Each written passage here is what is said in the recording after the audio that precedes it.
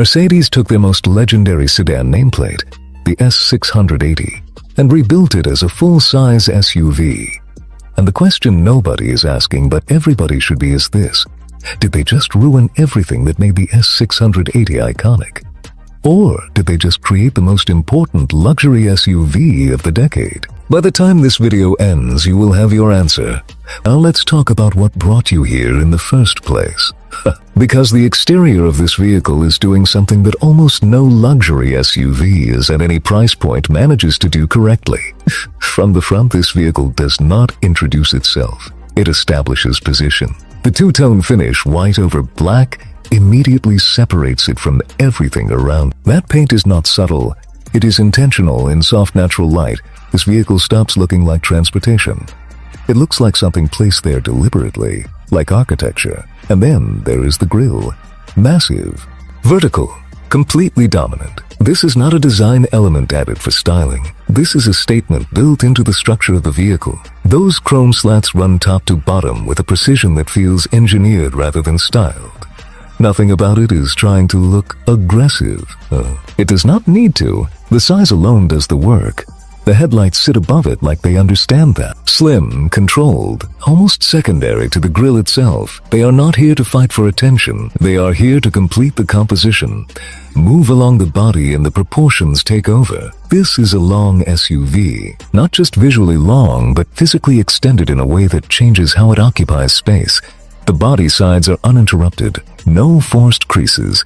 No lines trying to create drama that is not there. Because when a vehicle is this long and this planted, the proportion itself becomes the design. You do not need to add tension when the scale already commands it. And then you reach the rear, and the message becomes even clearer. Notice what is missing from the tailgate. There is no Mercedes star. In its place sits the double M Maybach emblem. That badge swap is not a small detail. It is a declaration that this vehicle exists above the standard Mercedes lineup entirely. This is not a GLS with upgrades. This is something positioned on a completely different level. The rear stance is wide, planted, and controlled. The quad exhaust outlets are real, visible, and properly integrated into the lower section. Not oversized for attention. Not hidden for subtlety. Just placed exactly where they need to be. The light plays across the white paint differently here, giving the rear a presence that feels calm but completely undeniable. Everything about the exterior communicates one idea. This vehicle did not arrive to compete. It arrived already positioned above the conversation. You need to understand what is happening inside this cabin, because nothing you have seen in any SUV at any price point has prepared you for this. Rose-tinted quilted leather across every single surface. Champagne glasses already placed in the center console like they belong there. A Burmester speaker grille finished in rose gold, because standard chrome was clearly not enough for the people who designed this vehicle. This is not an interior built to impress you in a showroom. This is an environment built for someone who already owns everything else. And the moment you actually step into it, the color hits first. Not in a loud way, not in a theatrical way, but in a controlled, almost unsettling level of precision. Divan, champagne cream, soft pink tones, rose gold highlights layered into every surface around you. It does not feel like sitting in a car. It feels like stepping into a space that was designed without compromise. Every panel matches. Every stitch aligns. Nothing breaks the flow. Nothing. Most SUVs give you headrests. The S680 gives you embroidered Maybach pillows, and the gap between those two things is the entire point of this vehicle. Those pillows are not there for comfort alone. They are there to remind you exactly where you are sitting, in the rear seat of something that was never designed to feel ordinary. Look up and it gets even more deliberate. The panoramic roof stretches across the cabin, and when light comes through it, the entire interior shifts tone. The leather reflects it. The wood catches. The ambient lighting underneath changes how you read the space entirely. This is not accidental. This is controlled lighting design built directly into a vehicle. The Burmester system is not just another premium audio badge placed into a luxury car. The speaker grills themselves are sculpted, finished, and positioned like jewelry. You are not just hearing sound in this cabin. You are surrounded by a system that was designed to be seen as much as it is heard. That matters at this level. And then there is the center console in the rear. This is the moment where everything clicks. Built directly into the armrest is a cooled compartment designed specifically for champagne, not cup holders adjusted to fit a bottle. Not an accessory you add later.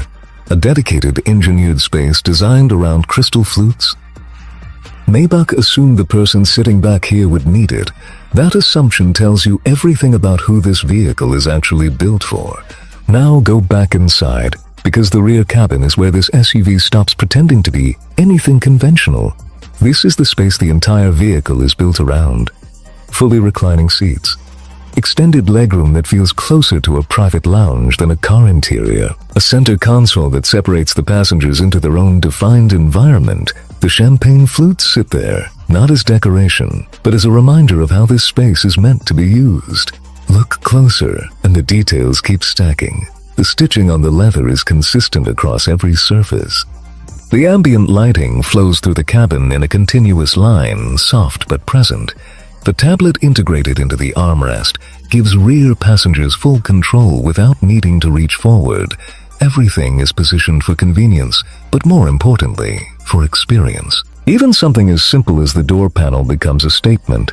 The Burmester speaker grille in rose gold, surrounded by quilted leather and soft ambient lighting, turns a functional surface into something you actually stop and notice. That is the level of detail this vehicle operates on. Look up again and the panoramic roof completes it. Light enters the cabin and changes everything. The wood trim reflects it. The leather softens under it. The entire interior shifts tone depending on what is outside. That is not styling. That is environmental control built into the architecture of the vehicle itself. From the driver's position, the priorities shift slightly but the identity stays identical. The Maybach steering wheel sits directly in front of you with the double M emblem centered and impossible to ignore. The dual display system is clean and properly integrated, not glued on, not an afterthought, actually part of the dashboard architecture. And the champagne flutes in the center console are still visible from here. That is not accidental placement. That is Maybach reminding the driver that this vehicle exists equally for the person sitting behind them. So where does the S680 SUV actually sit in the segment? Let's be honest about it. The Range Rover SV walks into the room and wants to be noticed immediately. And see, the Maybach 680 walks into the room and simply waits. It is never needed to try. The Rolls-Royce Cullinan is the obvious answer when someone asks what the most luxurious SUV in the world is. The S680 is the answer for someone who finds the obvious answer slightly too loud. And that is the position this vehicle holds. Not louder, not more dramatic, just more certain of what it is than anything else in the segment. The S680 SUV costs more than most people's annual salary. It is quieter than a Rolls-Royce, more restrained than a Bentley, and more exclusive than almost anything else you can park in a driveway. But here is the question that matters. Is this the last great analog luxury SUV before everything goes fully electric and fully digital and fully disconnected from the kind of craftsmanship you can actually feel? Or is Mercedes playing it too safe with a formula that needed to be completely reinvented for 2026? Drop your honest take in the comments right now. I want to know which side you are on. If this video gave you something, hit like. Subscribe if you want to be here when we cover what comes next.